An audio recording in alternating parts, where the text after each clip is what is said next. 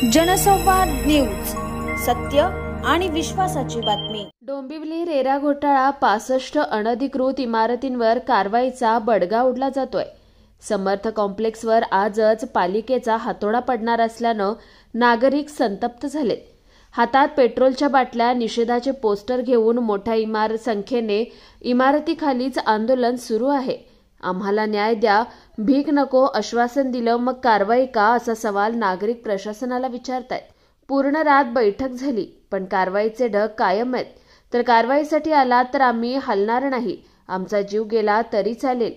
डोंबिवलीतील समर्थ कॉम्प्लेक्ससह 65 अनधिकृत इमारतींवर पालिकेची कारवाई सुरू होण्याच्या पार्श्वभूमीवर संतप्त रहिवासी इमारतीखाली उतरले।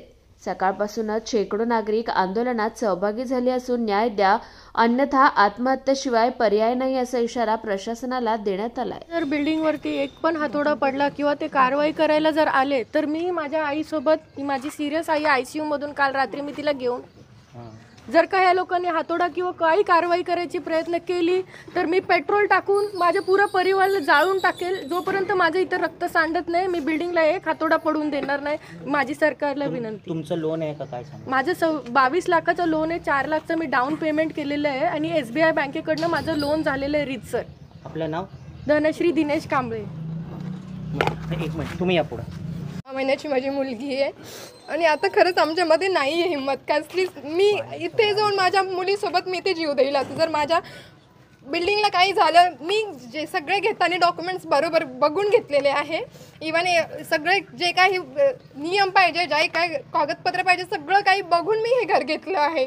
एवढं घेऊन जर हे असं सगळं होत असेल तर माझा 4 वर्षाचा मुलगा आता घाबरतो स्कूलला जायला, कारण की ते येऊन अनाउन्समेंट करतात, जोरजोरात ओरडतात की आम्ही तोडणार। आता तो मुलगा मला प्रश्न विचारतो, मग काय हे सगळं, आता मी काय आन्सर करतो छोट्याशा 4 वर्षाच्या मुलाला?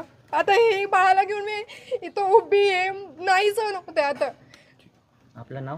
माझं नाव दीपाली मिश्रा। आपण बघितलं तर या 65 इमारतीतील जे रहिवासी आहेत, ज्यांची मुळात फसवणूक झालेली आहे, आज सर्व रस्त्यावर उतरलेले आहेत। कल्याण डोंबिवली महानगरपालिकेच्या भोंगळ कारभारामुळे आज या सर्व नागरिकांवरती कारवाई करण्याचा घाट KDMCने घातलेला आहे। जे कल्याण डोंबिवली महानगरपालिकेच्या आम्ही ऑर्डर बघितली, त्या ऑर्डर जी हायकोर्टाची ऑर्डरचा आधार घेऊन कारवाई करण्याचा प्रयत्न करतायत, की ऑर्डर दुसऱ्या बिल्डिंगच्या नावाने आहे आणि कारवाई आज समर्थ कॉम्प्लेक्सच्या बिल्डिंगवर करायचा घाट जो घातलेला आहे, कोणाला वाचवण्यासाठी, कुठल्या बिल्डरला वाचवण्यासाठी किंवा कोणाला वाचवण्यासाठी हे करतायत? माझी त्यांना विनंती आहे की त्यांनी सांगितलं होतं की 65 बिल्डिंगमधल्या एकही इमारतीला हात लागणार नाही।